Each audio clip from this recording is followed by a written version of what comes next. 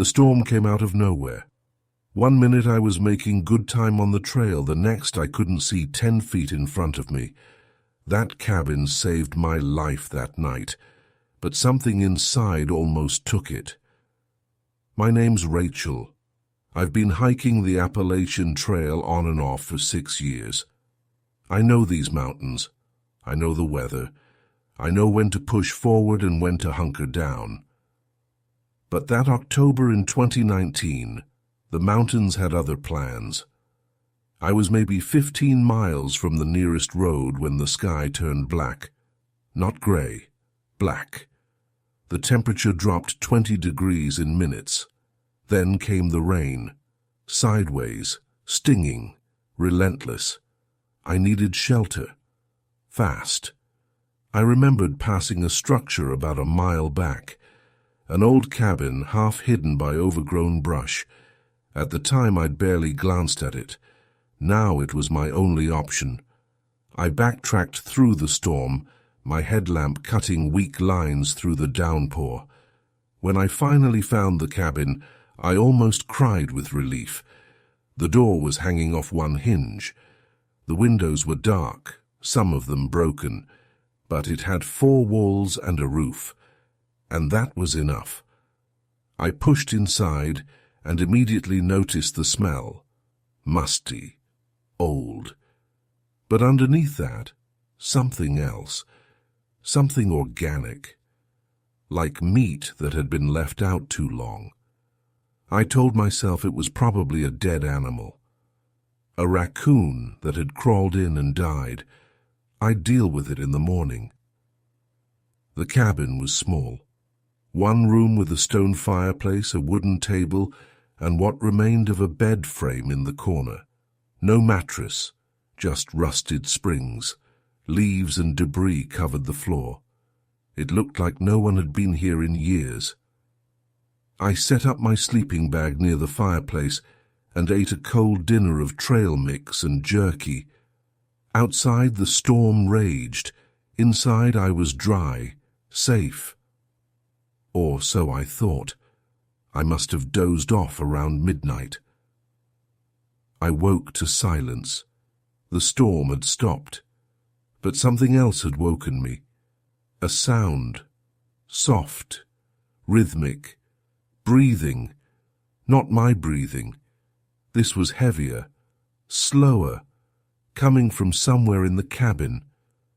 I lay perfectly still, my heart hammering. My headlamp was off. I couldn't see anything in the darkness, but I could hear it. Inhale, exhale, inhale, exhale. It was coming from the corner with the old bed frame. I reached slowly for my headlamp, my fingers trembling. I clicked it on. The light hit the corner and I saw it. A shape, hunched on the bed frame, humanoid but wrong. Its limbs were too long, folded at unnatural angles. Its skin was pale, almost translucent in the harsh LED light. And its eyes were already looking at me. I screamed. The thing didn't move. It just sat there, head tilted slightly, watching me with those hollow, unblinking eyes. Then it smiled. I don't remember grabbing my pack. I don't remember running. I just remember bursting through the door into the cold night air, sprinting through the wet forest in complete darkness. I ran until my lungs burned, until I couldn't hear anything behind me, until I collapsed against a tree, sobbing, shaking, unable to comprehend what I'd seen. I spent the rest of the night in that spot, too terrified to move, too exhausted to go on. When dawn finally broke, I made it to the nearest road and flagged down a passing car. I never reported it. What would I even say? I saw a monster in an abandoned cabin, but I've been back to that area since, during the day, with other people. That cabin is gone, not abandoned, gone, as if it was never there, just a clearing in the woods where something used to be. My grandfather built that cabin with his own hands in 1962. 3 generations of our family hunted from it. We knew every inch of those woods. What I saw circling that cabin on my last night there, it didn't belong to any species I've ever known. My name's Dale. I'm a wildlife biologist from Montana. I've spent my career studying large predators, wolves, bears, mountain lions. I've tracked them, tranquilized them, studied their behavior up close. I don't spook easy. The cabin sits on 40 acres of private land bordering the Flathead National Forest. No electricity, no running water, just a wood stove, some bunks, and 60 years of family memories. November 2021, I went up alone for a week-long deer hunt. My boys were supposed to come, but work kept them away. I figured I'd enjoy the solitude, clear my head. The first few days were uneventful, but on day 4 things got strange. I was sitting on the porch at dusk, cleaning my rifle, when I noticed the woods had gone quiet. No birds, no squirrels, nothing. In my line of work, that usually means one thing. A predator is nearby. I scanned the tree line with my binoculars. Nothing.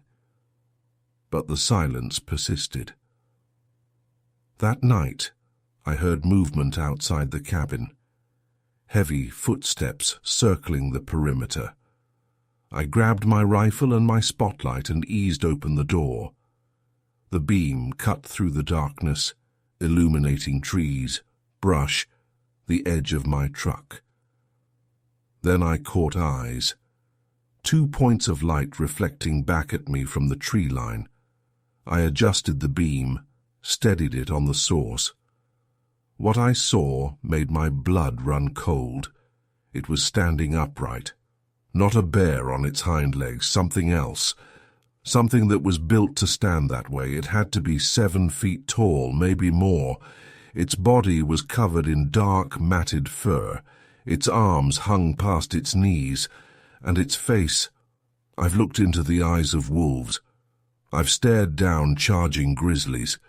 Those animals have intent, instinct, purpose. This thing had intelligence and malice. It looked at me the way a person looks at prey. I raised my rifle, centered the crosshairs on its chest. My finger touched the trigger. It tilted its head, almost curious. Then it took 1 step back and melted into the shadows. Gone. No sound, no trace. I didn't sleep that night. I sat in a chair facing the door with my rifle across my lap. Every few hours I'd hear those footsteps again, circling, testing, waiting. At first light, I packed my truck and left. I haven't been back since. I told my sons the cabin needed repairs, roof damage, foundation issues. They believed me. The truth is, I'm not sure I'll ever go back, because whatever that thing was, it's still out there, watching, waiting, and I have a feeling it remembers me too. The GPS said turn left. The sign said vacancy. Everything about that detour felt wrong. But we were tired. We were lost. And the cabin looked so welcoming. We should have kept driving. My name's Marcus. In summer of 2018, my girlfriend Jenna and I were driving from Portland to Boise for a friend's wedding. We decided to take the scenic route through the mountains. Less traffic, better views. What could go wrong? Around 9 p.m., our GPS led us down a road that got progressively narrower and rougher. The pavement gave way to gravel, then dirt. Our cell signal disappeared entirely. We were about to turn around when we saw the sign. Hand-painted, illuminated by a single bulb. Cabin rentals, vacancy, 1 mile. Jenna wanted to keep going, find a real hotel, but I was exhausted. We'd been driving for 8 hours. One night in a rustic cabin wouldn't kill us. The road led to a small clearing with 3 wooden cabins. Only one had lights on.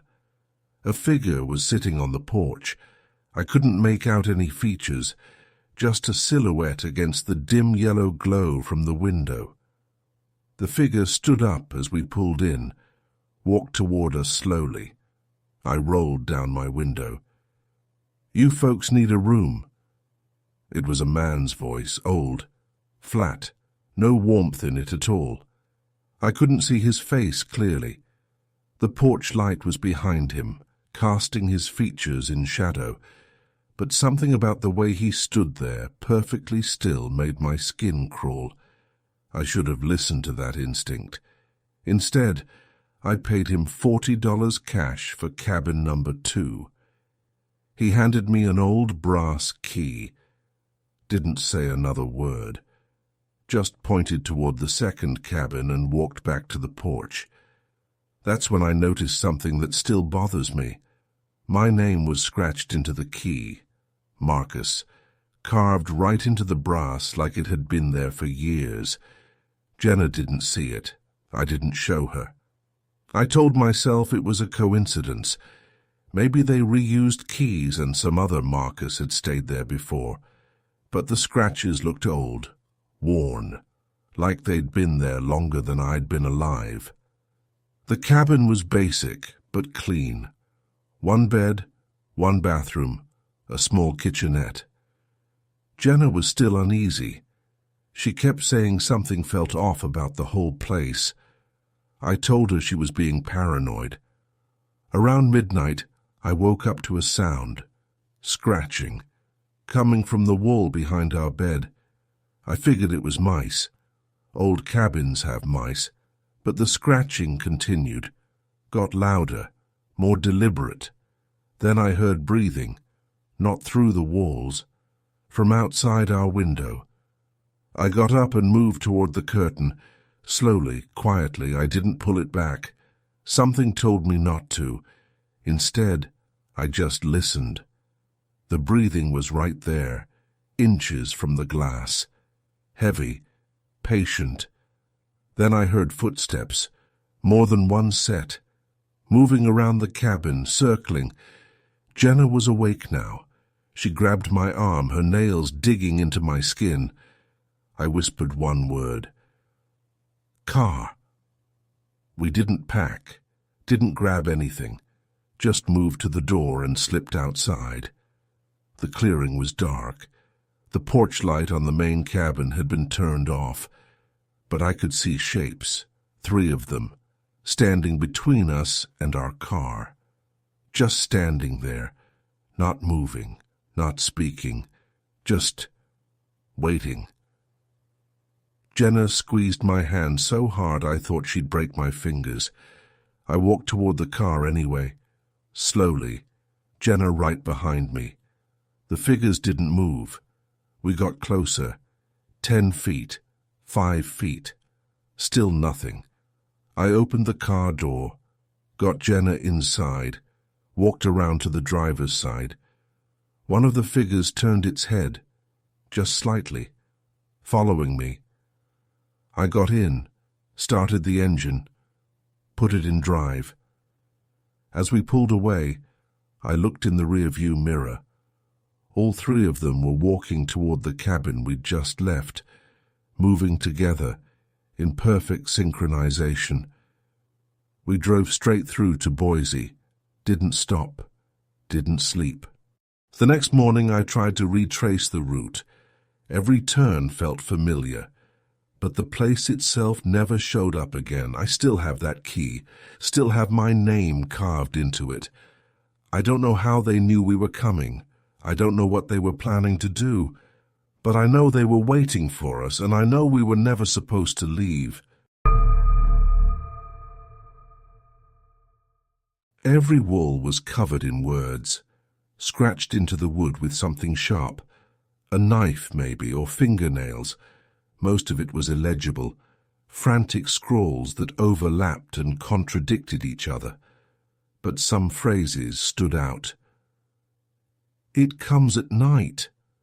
"Don't look at it, it wears her face now," and in the corner, in letters larger than the rest, "I'm so sorry, Sarah." My stomach dropped. I searched the cabin thoroughly, found a backpack, Sarah's backpack. Her ID was inside, her journal, her phone dead, but no Sarah. I radioed for backup. The team arrived within the hour. We processed the scene, collected evidence, expanded our search grid. We never found her body. The official report listed her as a missing person, presumed deceased. The cabin was deemed structurally unsafe and scheduled for demolition. But I read her journal. Every entry. Sarah wrote about finding the cabin on her second day, about deciding to shelter there when the weather turned, about hearing sounds outside at night, about seeing something moving between the trees. Her last entry was 2 sentences. "It's inside now. It's wearing my face." I don't know what happened to Sarah Chen. I don't know what she saw in those woods, but I know that cabin wasn't abandoned. It was a trap. And I know that whatever lives in those woods, it's still out there, still hunting, still wearing faces that don't belong to it. I was 8 years old the last time I set foot in that cabin. 30 years later, I went back to face what I saw there as a child. Some doors should stay closed.